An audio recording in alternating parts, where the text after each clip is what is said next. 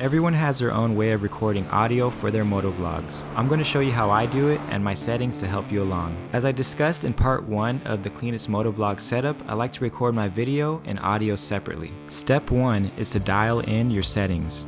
The first thing you need to choose is your recording format. Basically, don't go with MP3 and record either in 48K 24-bit or 96K 24-bit. 96K 24-bit is going to be the highest quality with the largest file size. If you want a smaller file size, then go with 48K 24-bit and you won't sacrifice that much quality. The next setting that you can experiment with is the low cut filter. The low cut filter basically removes low frequencies from an audio signal. So let's say you're recording in an area with a lot of wind or your helmet lets in a lot of wind noise, then you might want to play with this setting to see if it helps out your audio. But usually I have this set at 0 with no problems. Turning on the limiter will keep your audio at a certain threshold. I usually leave this off and use a compressor in Final Cut Pro. Never use auto level. Instead, you want to use the gain dial to adjust your volume. The best way to do this is to make sure that you're not clipping -6. Keep your volume between -12 and -6 for the best results. Speak at the volume you want to talk at and set the dial accordingly. Step 2 is to pick up any lapel microphone you can afford and one of these fuzzy dead cats. The settings we just talked about will be adjusted once the microphone is installed in your helmet. Step 3, subscribe to the channel if you haven't already and abuse that like button. Step 4 is to find a good place to put your microphone. You don't want to put it too close to your mouth because you could get some distortion, and you don't want it facing down where it's going to get a lot of wind.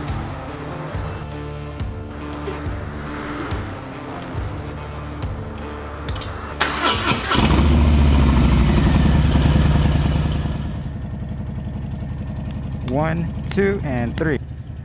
Okay guys, so now that we have it all hooked up, we're gonna take you on a little ride and talk about some things and some settings. As you can see, I synced it up with some hand claps. It's always good to get a visual and an audio cue for the synchronization. So I like to do the hand clap in front of the camera next to the microphone so I can get those two synchronized, because sometimes if you don't have a loud enough sound, it's not going to be distinguishable when you try to synchronize it in post-editing, which after this little ride I'll take you to the studio and show you how I post-edit.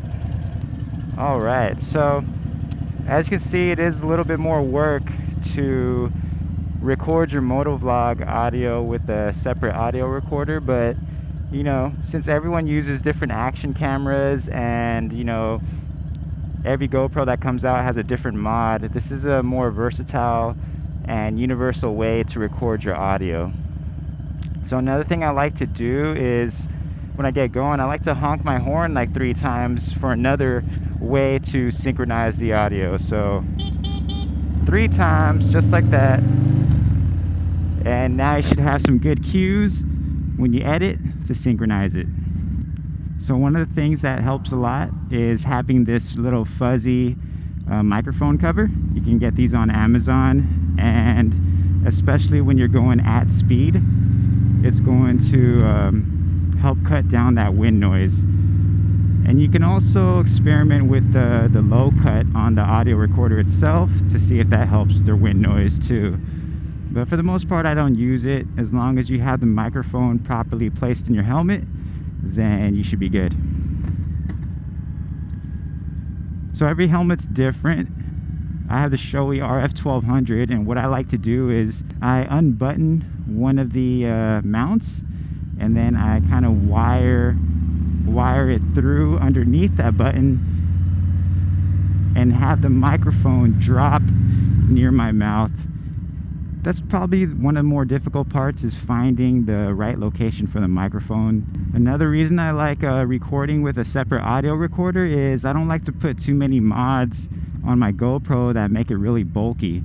And when you record the audio separately, you have more control. As you can see, you can monitor the levels on your audio recorder to make sure you're not going over. What I really like about using the H1N audio recorder is that I can use it from my Motovlogs where I'm talking in my helmet, but I can also use it to capture ambient sounds from my videos, and it just gives you a lot more versatility and a lot more uses out of it, whereas you just get a GoPro adapter or something like that, it has one use. So I know there's probably a lot of motovloggers who've tried using the audio recorder and might have had some issues, so hopefully this video helps and, you know, helps you get some cleaner sound. There's always things you can do in post editing, and trust me, all the popular motovloggers and people who have a lot of followers, they do editing on their audio to make it sound so clean. All right, I need to go get my fishing license real quick, guys. I'm supposed to go fishing on Monday, but my license expired. Okay, so as you can see, I'm talking and my audio levels are not going over -6. If I were to talk too loud, then maybe. But for the most part, you know, it's staying between -12 and -6, and that's where I like to have it. Like I said in the beginning, I set this on hold, so if it's in my pocket, it's not accidentally pressing buttons, you know, so it's on hold. But you can accidentally turn your gain up and down, so you got to be careful with that. So let's see what happens when I turn this up too loud. So as you can see, my gain is super high, and it's just going way over, and that's not good. So I'm going to turn that down back to around 4 for my levels. So there we go. 4 seems to be good for me, but you want to experiment with this when your motorcycle is on, because, you know, the sound of the engine and all that can affect those levels, so you want to set that right. And let's say you weren't recording your motovlog or your voice and you just wanted to record your exhaust, then the same concept applies. You just get down and set your levels so when you're revving it, it's not going over -6 and you have a clean exhaust sound. I would recommend putting the little microphone attachment up here, the little foam ball or something like that. That's going to give you a cleaner sound, but we'll talk about that later in future videos. But right now, I'm going to go get my fishing license real quick, and I'll catch you guys in a bit. Yo, yo, yo. All right. We're back, guys. The fishing shop sporting goods store does not open until 12, so we're just going to head back to the studio and show you how I put these clips together. 1, 2, and 3. So what's cool about Final Cut Pro is that there's an auto synchronization feature. So basically you just grab your video clip and your audio clip and you just synchronize them together.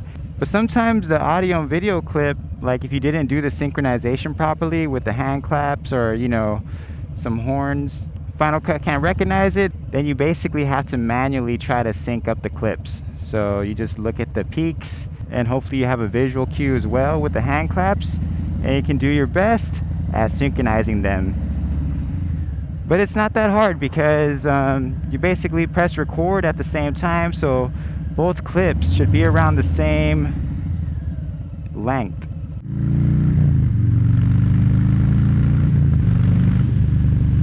Oh yeah. But for the most part, the auto synchronization feature works perfect. Cool thing is, even if your audio clip and your video clip is not the same length, Final Cut still does a great job at matching it up.